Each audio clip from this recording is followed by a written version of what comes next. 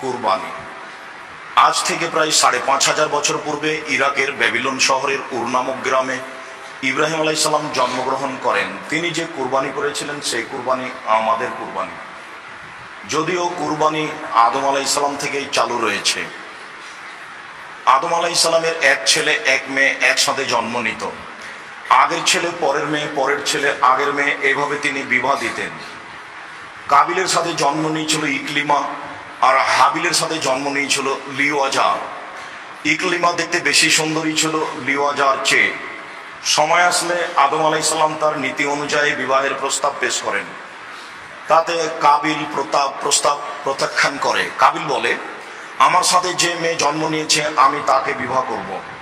পরিস্থিতি দেখে আদম আলাইহিস সালাম বললেন, তাহলে তোমরা দুইজন আল্লাহর দরবারে কুরবানি পেশ করো, যার কুরবানি কবুল হবে সেই ইকলিমাকে বিবাহ করবে। সেই সময়ের কুরবানি কবুলের পদ্ধতি ছিল আকাশ থেকে আগুন এসে জ্বলে যাবে। যদি আকাশ থেকে আগুন এসে জ্বলে যায় তাহলে বুঝতে হবে কুরবানি কবুল হয়েছে, আর যদি না জ্বলে তাহলে বুঝতে হবে কুরবানি কবুল হয়নি। অবশ্য বিষয়টি এখন থাকলে মানুষ তার সত্য মিথ্যা হালাল হারাম বুঝতে পারত। আল্লাহ তাআলা দয়া করে মানুষকে কুরবানির গোশত খাওয়ার সুযোগ দিয়েছেন, মর্মে হতো মানুষ অবৈধ পয়সা দিয়ে ভুল পদ্ধতিতে কুরবানি করা প্রয়োজন মনে করছে। যেহেতু কাবিল জমি চাষ করত, মর্মে কিছু গম আল্লাহর দরবারে কুরবানি হিসাবে পেশ করলো। হাবিল ছাগল মেষ ভেড়া লালন পালন করত, মর্মে একটি দুম্বা আল্লাহর দরবারে কুরবানি হিসেবে পেশ করলো। আকাশ থেকে আগুন এসে দুম্বা জ্বলে গেল, গমগুলি থেকে গেল। এতে কাবিলের ক্ষোভ বেশি হয়ে গেল। কাবিল মনে করলো হাবিলের কারণে আমি সমাজে অপমান হচ্ছি, তাই ভাবলো যে হাবিলকে হত্যা করতে হবে। মর্মে কাবিল সিদ্ধান্ত নিল। এই কথা আল্লাহ তাআলা সূরা মায়েদায় উল্লেখ করেছেন। আল্লাহ তাআলা বলেন, ইদ কাররাবা কুরবানান ফাতুকুব্বিলা মিন আহাদিহিমা ওয়া লাম ইতাকাব্বাল মিনাল আখার।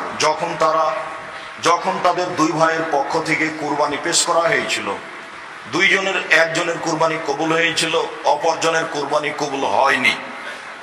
যার কুরবানি কবুল হয়নি সে বলেছিল, আমি তোমাকে হত্যা করব।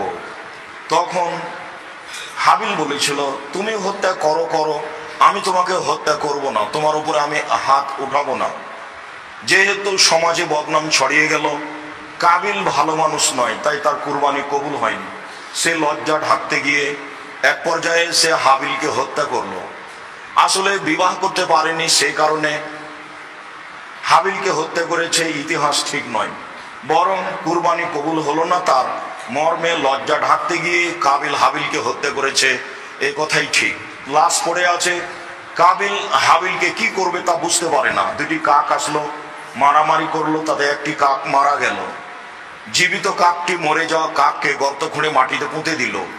কাবিল বুঝতে পারলো হাবিলকে কি করতে হবে, লজ্জিত হয়ে গর্ত খুঁড়ে মাটিতে হাবিলকে পুঁতে দিল।